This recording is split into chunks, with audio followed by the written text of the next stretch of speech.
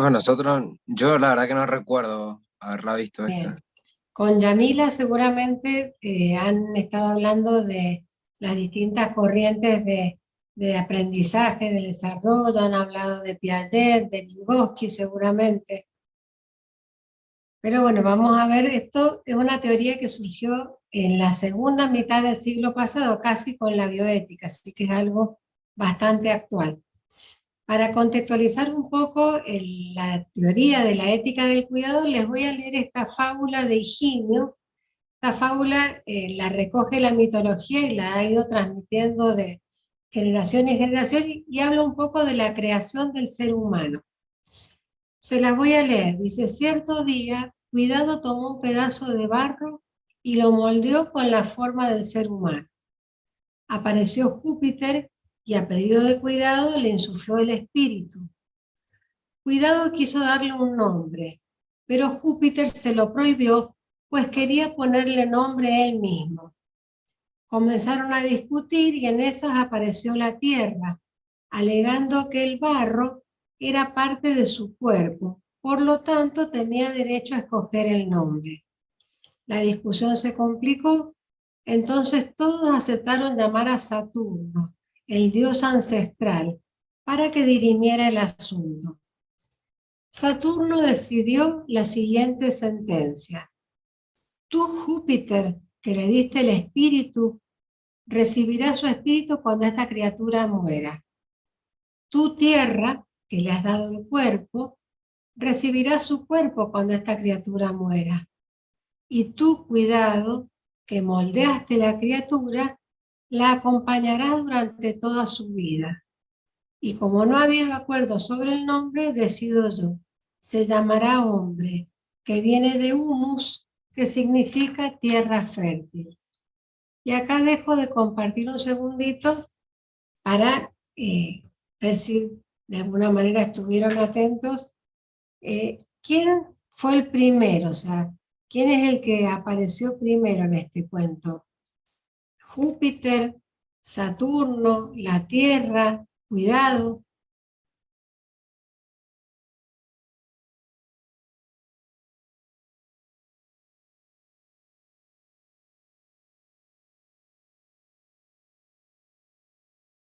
Yo comencé diciéndoles, el Cuidado tomó un poco de tierra y lo moldeó y allí surgió la figura humana. Con esto que quiero decirles que el Cuidado estuvo antes que todo. Y eso es un poco lo que pretenden quienes impulsan esta teoría, decir que el cuidado está en nuestra esencia como ser humano, cuidar del otro. Ahora, ¿cómo se originó esta ética del cuidado? Bueno, arrancó en el siglo XX con investigaciones que describían cómo iban avanzando las personas en moralidad, cómo se iba construyendo la moralidad. Si nacíamos ya como con una ley moral impuesta en nuestra mente y que nos hacía actuar bien, o si eso tenía una gradualidad. Entonces Piaget fue el primero que empieza con estos estudios del desarrollo moral, y luego Kohlberg fue un psicólogo que entre el 81 y el 84 va a desarrollar su teoría describiendo cómo son estas etapas. Pero ¿cuál fue el tema? Que Kohlberg no incluyó en la muestra estadística de estudio a las mujeres.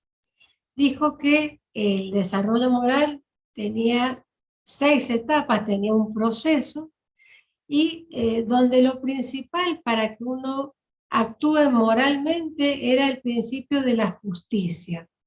Entonces, ¿qué es lo que decía? Que las personas no podíamos decir que hubieran actuado bien o mal, sino que habían cumplido o incumplido ciertas normas. Ese era un poco lo que sustentaba la teoría de Kohlberg. Una discípula de él, Carol Gilligan, trabajó con él y cuando ve que publica, pero de las encuestas que había realizado, va a sacar por sesgo a las mujeres, publica un libro que se llama En una voz diferente, que traducido al castellano es como la psicología del desarrollo femenino, y a ella se le atribuye comenzar a hablar de la ética del cuidado. ¿Qué es lo que propone Gilligan? Va a decir que las mujeres con una percepción ampliada toman decisiones respaldadas por la ética del cuidado y la atención. Lo que no quiere decir que los varones también se paren desde este paradigma. Pero Colbert había dicho que los varones se justifican su desarrollo moral por una ética de derechos y justicia. Entonces, Carol Gilligan va a decir que la ética del cuidado es una responsabilidad social que va a buscar que las personas estén bien y en aquellos casos donde hay decisiones morales que tienen consecuencias para las personas y para futuras generaciones, bueno, esta ética viene a dar respuesta.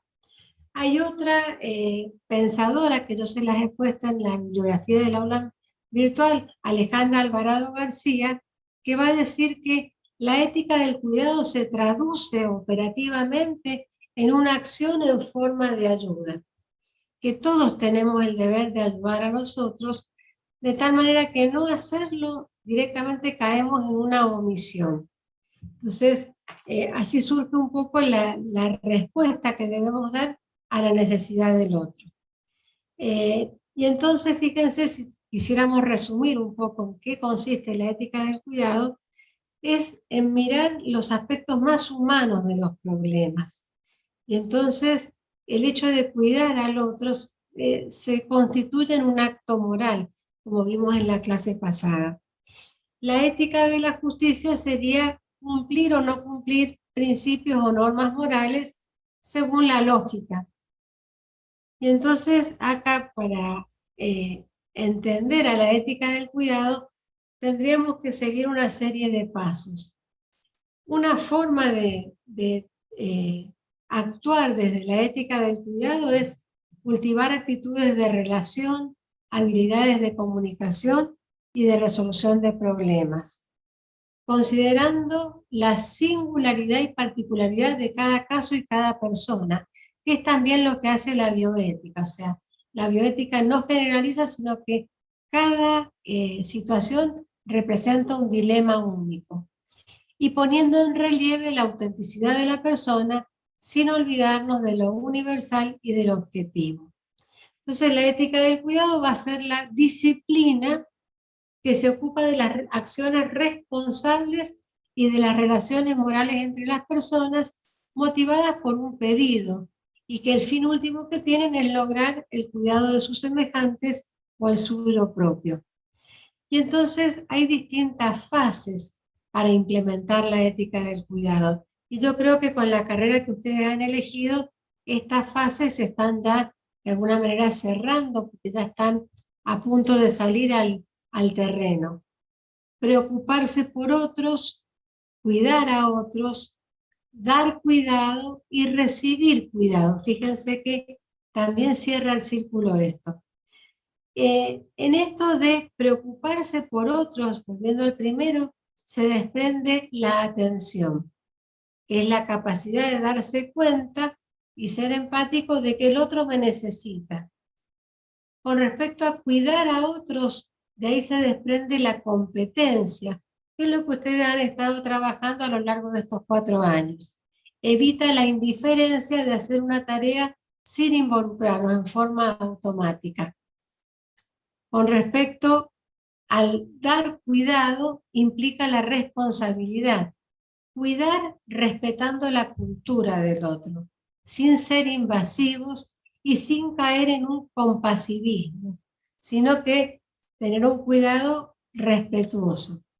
Y por último, el recibir cuidado, que estaría de parte de nuestros pacientes, la receptividad, es decir, es la respuesta que da la persona cuidada respecto del cuidado. O sea que es una cadena de sucesos. Y acá yo les he propuesto la lectura de un artículo, una publicación que se llama El cuidado, el paradigma ético de la nueva civilización. Y arranca con una frase, el filósofo colombiano Bernardo Toro, que no es propia, es de otro filósofo y teólogo brasilero, Leonardo Boff, pero es muy fuerte y con esto comienza su discusión. Dice, cuando amamos, cuidamos, y cuando cuidamos, amamos. Por eso, el etos, ¿se acuerdan que el etos era la raíz de la ética? El etos que ama se completa con el etos que cuida. Yo voy a intentar, que el otro día no lo pudimos hacer, por lo menos en el otro curso donde tengo a los alumnos de farmacia y puericultura, que no se escuchaba bien el audio del video. Voy a intentar escuchar a Bernardo Toro. Yo les cuento que el año pasado, para esta fecha, lo invité a participar de un Zoom con los alumnos, los técnicos en salud que cursan el ciclo de complementación curricular, donde yo también les doy ética y bioética, y son muchísimos alumnos. Este año, de hecho, son cerca de 600 alumnos, que son técnicos superiores y haciendo un año virtual más una tesina, van a poder ser licenciados, van a poder hacer posgrados, van a poder investigar, cosas que como pregrado, que es la tecnicatura, no pueden hacer. Y en ese caso, como les digo, fue un 10 de mayo, me acuerdo porque mientras Bernardo Toro disertaba, una de mis hijas me escribía que estaba entrando en trabajo de parto, así que mi atención en ese momento no estaba muy concentrada. Y yo les voy a subir en todo caso después la grabación de Bernardo Toro hablando para la masa. Pero ahora voy a intentar compartir un pequeño video. Sí necesito que me digan si se escucha bien. A ver, ¿dónde tengo yo la pestaña abierta del video? Voy a intentar compartirla. Y ustedes me dirán entonces si se escucha o no, y en ese caso avanzo. A ver.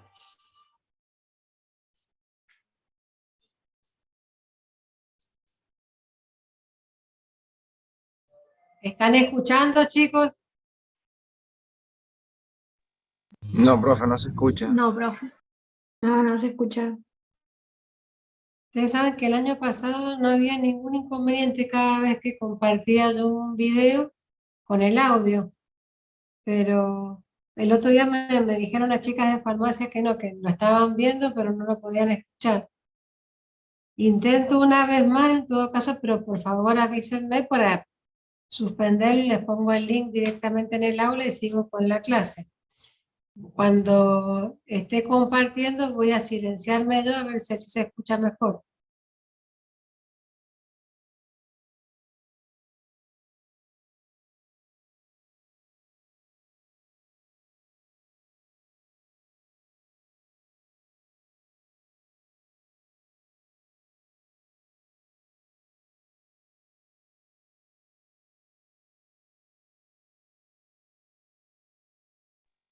No, profe, no se escucha.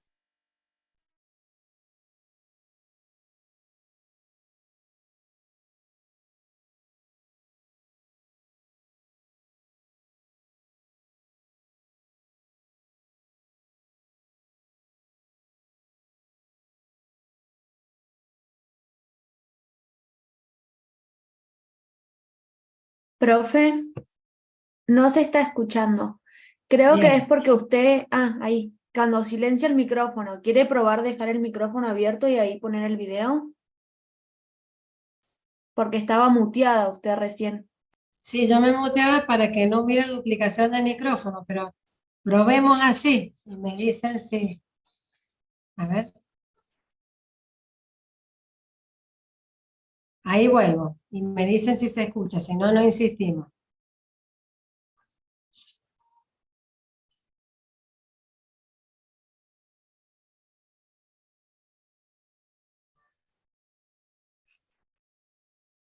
¿Escuchan? No, profe, no se escucha. Sigue sin escucharse. Ahí tampoco.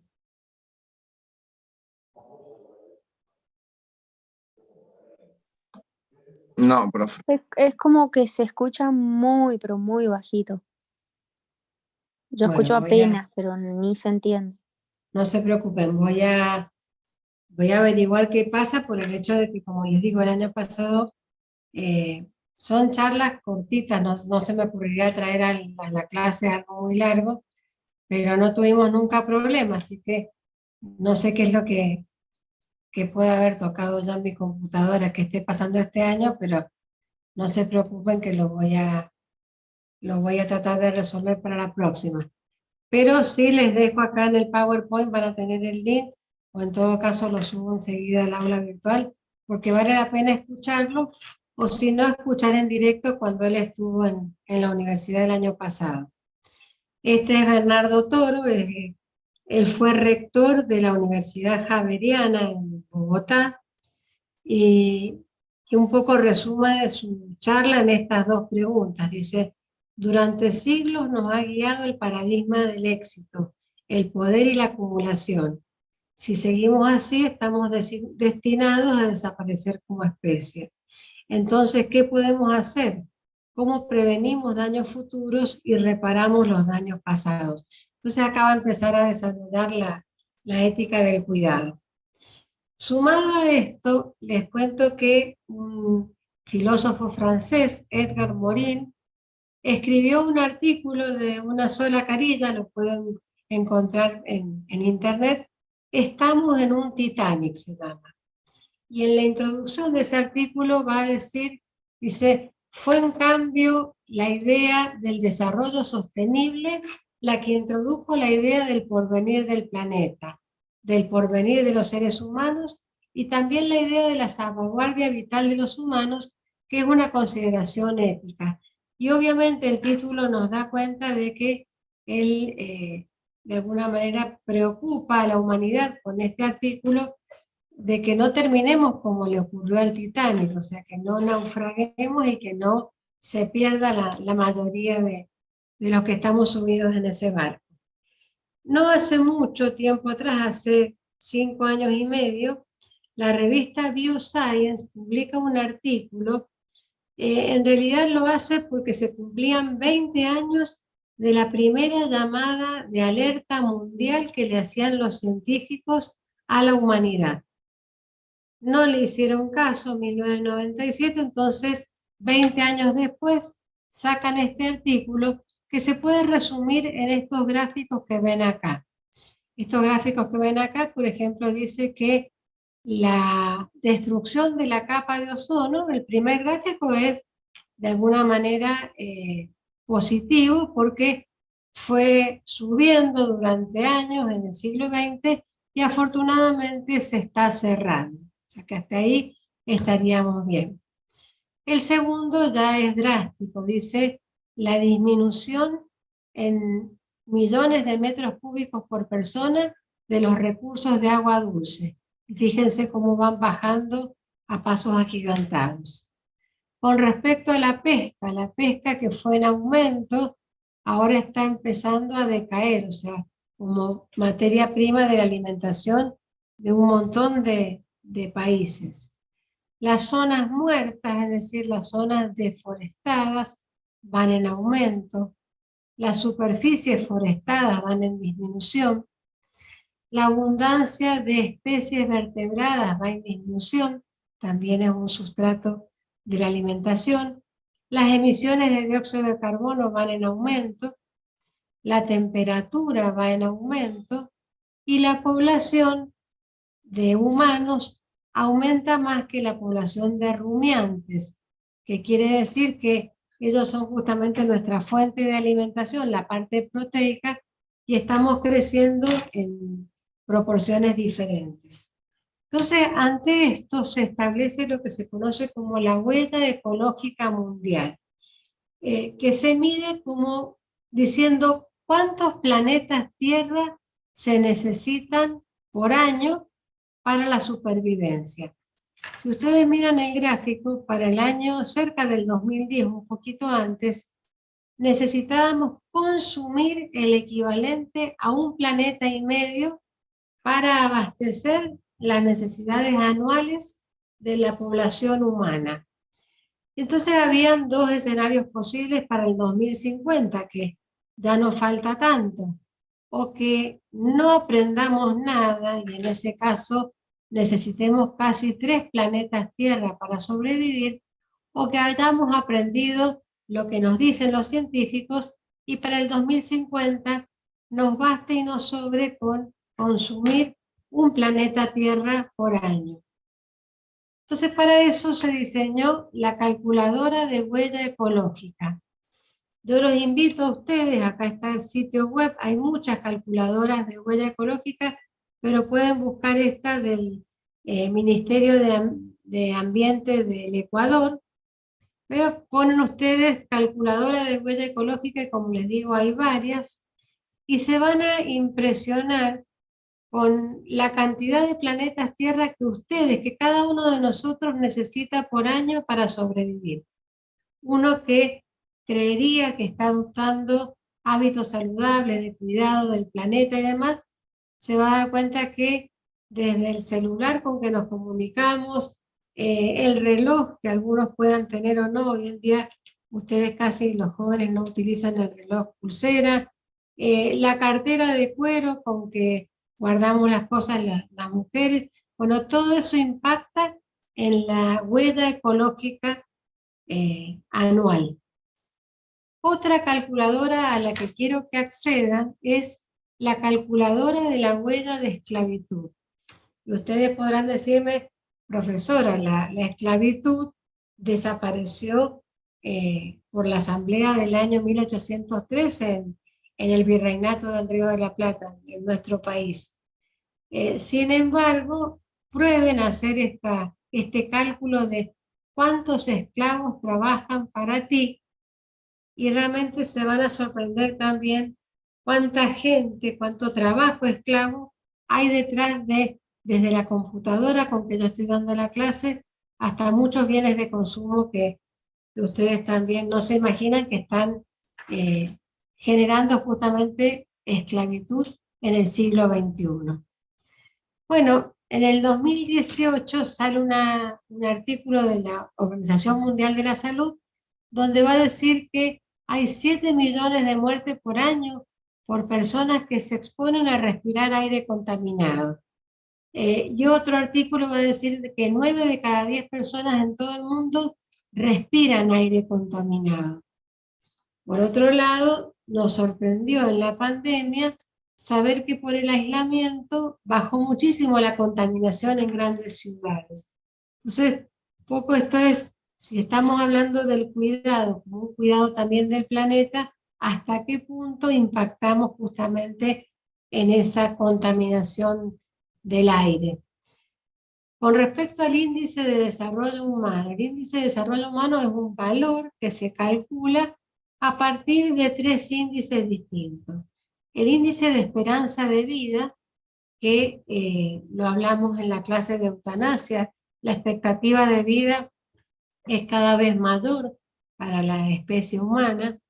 El índice de educación, que en algunos países es óptimo, pero en otros va en pendiente. Y el índice de un nivel de vida digno, que se calcula por el ingreso per cápita en cada país. Bueno, en el ranking que se estableció en el año 2019, Argentina, en lo que era Latinoamérica, estaba en el puesto 48, por encima de Uruguay, de Costa Rica, de México, de Brasil, pero lejos por encima. Bueno, tendríamos que ver en este momento cómo ha caído nuestro índice de desarrollo humano, porque seguramente no estemos en el mismo sitio. Algunas frases para ir cerrando lo que es ética del cuidado. Hay que saber cuidar, hay que cuidar, perdón. A ver, me fui. Hay que saber cuidar, hay que cuidar bien y sobre todo cuidar de lo que es justo y correcto cuidar. El cuidado sin respeto de uno mismo se convierte en sacrificio y abnegación. Esto que yo les decía, caer en el compasivismo. Sin respeto del otro, el cuidado se puede convertir en ahogamiento. La ética del cuidado está en relación con la importancia de potenciar vínculos personales sanos desarrollar la empatía, la preocupación por el otro y la indignación frente a la crueldad. Este pensador que yo les comentaba que cita Bernardo Toro en este artículo, el cuidado, el paradigma de la nueva civilización, que es Leonardo Boff, va a hablar en otra charla sobre cuáles son las 5 amenazas que hoy en día tiene nuestro planeta. En primer lugar, va a decir que el estilo de vida del mundo contemporáneo, y que no empezó hace 50 años, empezó en el siglo XVI, cuando empezó toda la era moderna y toda la industrialización del planeta. En segundo lugar, la acumulación de armas letales, armas químicas y armas biológicas sobre todo. En tercer lugar, la escasez de agua potable. Y acá, como un dato para que sepan, de todo el agua que disponemos, solo el 3% es potable. Ahora, de ese 3%, el 70% lo usa la industria, el 20% de la agricultura y solo el 10% llega al consumo humano. La otra cosa preocupante es que por el calentamiento global están desapareciendo muchas especies y la quinta amenaza, el riesgo de desaparición de la especie humana por el supercalentamiento de nuestro planeta. Que acá los científicos hablan de que la suba de 2 grados a 4 grados ya impactaría muchísimo y no todos podrían resistir justamente o adaptarse rápidamente a estos cambios de temperatura. Entonces, de esta primera parte, más allá de escucharlo a Bernardo Toro en estos 10 minutos de su charla TED, que vale la pena, los invito entonces a que no dejen de hacer sus cuentas en la calculadora de huella ecológica y en la calculadora de esclavitud.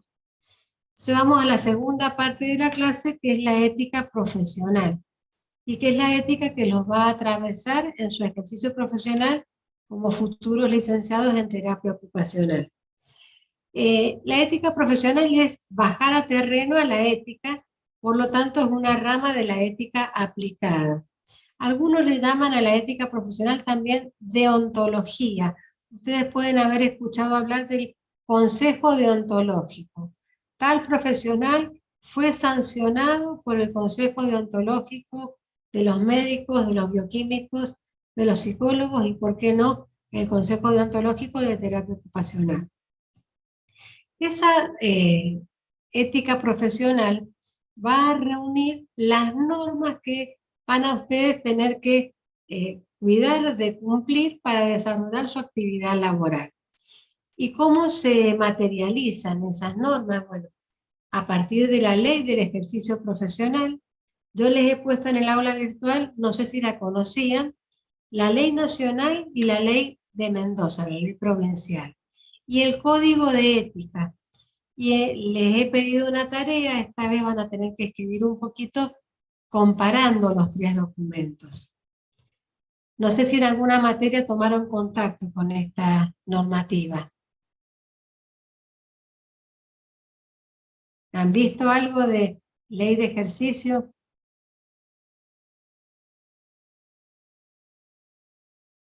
¿Están ahí, chicos? Sí, yo no recuerdo, profe. Bien. Bueno, es Me interesante parece que no, profe. que las conozcan antes de egresar. Y yo les decía que ética profesional es sinónimo de deontología profesional. El término deontología es un término que data del siglo XIX y lo introduce Bentham, dice que es una rama de la ética cuyo objeto de estudio son los fundamentos del deber y las normas morales. Así que otros directamente le dicen teoría del deber. Y hay otra ciencia también que se relaciona, que es la axiología, que también se emparenta con la ética profesional. Y el concepto de la deontología es obrar de acuerdo a la ética. Por eso lo del código de ética. Yo no sé si ustedes conocen, en la página web de nuestra universidad hay un código de ética para todos. ¿Qué es para todos? Para docentes, para alumnos, para autoridades, o sea, personal de gestión, personal de apoyo, pero tristemente, miren, y es una carilla, no es nada muy denso para leer. Cuando se redactó ese código de ética, yo participé en la redacción, el espíritu era que toda persona que ingresa a la masa, sea como alumno, como nuevo docente o como personal administrativo, recibiera en la inducción este código de ética que rige nuestras relaciones. Pero, como les digo, uno egresa y no lo conoce. En el caso del código de ética de su profesión, bueno, van a tener la posibilidad de ver qué es lo que otros colegas en algún momento pensaron para que la profesión sea lo más ética posible, valga la redundancia. ¿Y cuál es el objetivo de la ética profesional? Bueno, que cada profesional que egrese y que después trabaje sea consciente de lo que la profesión vale para uno mismo, para el gremio entendido en el buen sentido. En Argentina hemos desprestigiado mucho la palabra gremio o gremial, sindical, pero la palabra gremio quiere decir conjunto de personas que ejercen la misma profesión. Y para la propia sociedad, esta ética profesional va a contribuir a que la profesión sea prestigiada y al bien común. Entonces, si hiciéramos una nube de palabras de lo que se relaciona con la ética profesional, aparecería la excelencia, la integridad, la responsabilidad, el servicio. Y entonces, ¿qué condiciones tienen que tener desde la ética los egresados de la Universidad Massa? Bueno, nos preocupa, al menos le preocupa al Comité de Ética de la Universidad y a muchas autoridades, que salgan atravesados por el respeto por la vida, por la dignidad y por los derechos del ser humano. Y entonces se establecieron una serie de cualidades que caracterizan al egresado de nuestra universidad, y es que se identifique con su profesión, cosa que no dudo que a ustedes ya les está pasando, que tengan vocación de servicio, habilidades para la interrelación humana, conocimiento actualizado y saber que van a ser estudiantes para siempre, porque esa es la capacitación continua, habilidad y destreza en la ejecución de procedimientos, conciencia ética para la toma de decisiones, espíritu innovador y creativo y liderazgo. Y entonces el marco de referencia, como les decía, es la Ley Nacional del Ejercicio Profesional de la Terapia Ocupacional, la Ley Provincial y el Código de Ética. A su vez, si uno va a la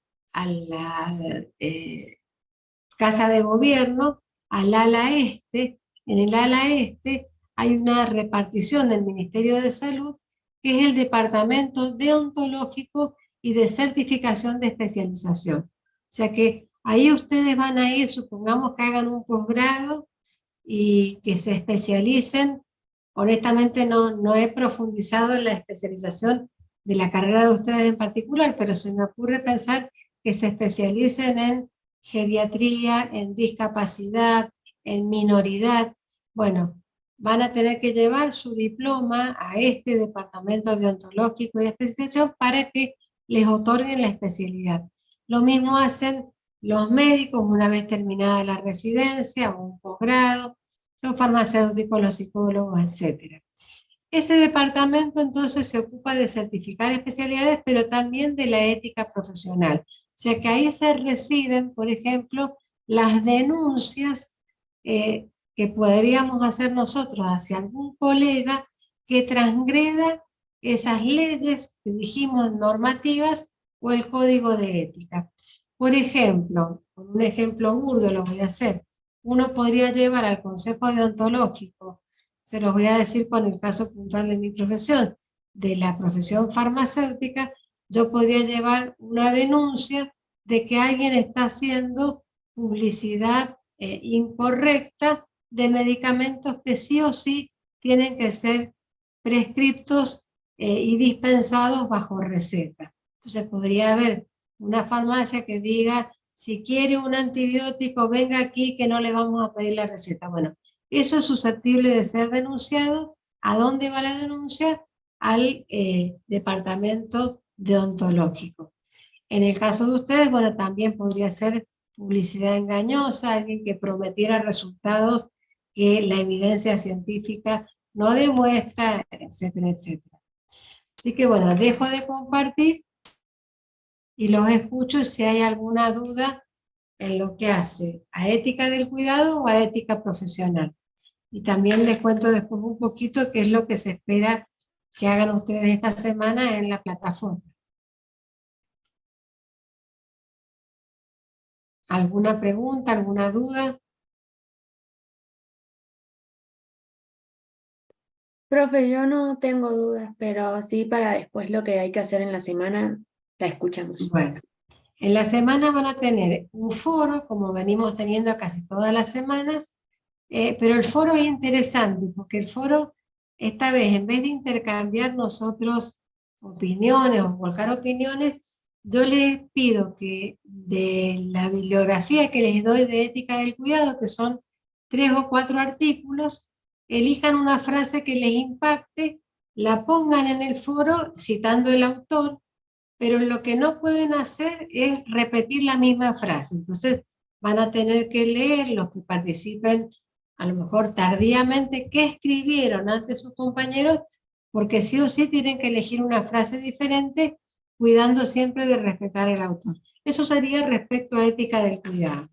Respecto a ética profesional, es una tarea, tienen tiempo hasta el 31 de mayo para presentarla. ¿Y qué les digo yo? Bueno, que lean la ley provincial, la ley nacional y el código de ética. Y ahí entonces vean qué principios o reglas de la bioética están presentes en cada documento. Si las encuentran, decir cuáles son las que aparecen. Otra cosa que les pido que se fijen si hay temas de la bioética al inicio de la vida, durante la vida, al final de la vida. O sea, si se habla de eutanasia, de reproducción, de eugenesia, si encontraran algunos, mencionar a cuáles se refieren. La otra cosa, si hay algún artículo que hable de situaciones dramáticas como fue la pandemia, que hable de pandemias, catástrofes, terremotos, algo. Y después que hagan una tabla donde comparen la ley nacional y la ley provincial. Yo creo que con esto van a, de alguna manera, tener bien resumido en qué consiste el ejercicio profesional. Lo bueno de esta tarea es que la pueden hacer en grupo. Y yo había puesto en la plataforma que lo hicieran en grupos de 4 participantes, pero viendo que ustedes, ya les digo bien, ustedes, si no me equivoco, son 9 alumnos. Son 11. Bueno, puede ser 4, puede ser individual, pero no pueden ser más de 4 por grupo. Y como les digo, esa tarea tienen tiempo de subirla hasta el 31 de mayo, pero no se vayan atrasando ustedes tampoco con la participación. Así que eso sería de alguna manera básicamente lo que tienen que hacer esta semana. La semana que viene es de examen, por lo tanto lo que van a tener disponible es lo que yo le llamo videoteca. La videoteca es una recopilación de algunas películas que tienen temas bioéticos para que se vayan dando idea qué tipo de películas tienen que elegir para el trabajo final. Y están las pautas para realizar el trabajo final. Y le he puesto un ejemplo de otra carrera, de otro año. He sacado los nombres, por supuesto, por una cuestión de confidencialidad, previamente haberles pedido permiso para utilizar su trabajo como ejemplo. Les aclaro, no, el trabajo que subí no necesariamente se sacaron un 10. Puede haber tenido algunos errores, pero simplemente la intención es que sirva para ustedes de modelo de qué se trata cuando la profesora habla de que tenemos que hacer un trabajo escrito que luego vamos a defender en forma oral. Así que, como sé que algunos rinden, la semana que viene no hay clases, pero sí está esa información para que vayan juntando material. Así que, si está todo bien, volveríamos a vernos el lunes 22 de mayo. con ética en la investigación, que les puede servir mucho para hacer sus tesinas. Bien, profe, gracias. Bueno, gracias a ustedes y que les vaya muy bien en los exámenes a quienes tengan que rendir. Y a los demás aprovechen para recuperarse un poquito y ponerse al día con todas las materias que están cursando. Muchísimas gracias, profe. Gracias, profe. Nos vemos el 22 entonces. Ahora subo la grabación. Bueno, hasta luego. Adiós, hasta luego. Gracias, profe. Chao. Chao, profe, gracias. Adiós, hasta luego.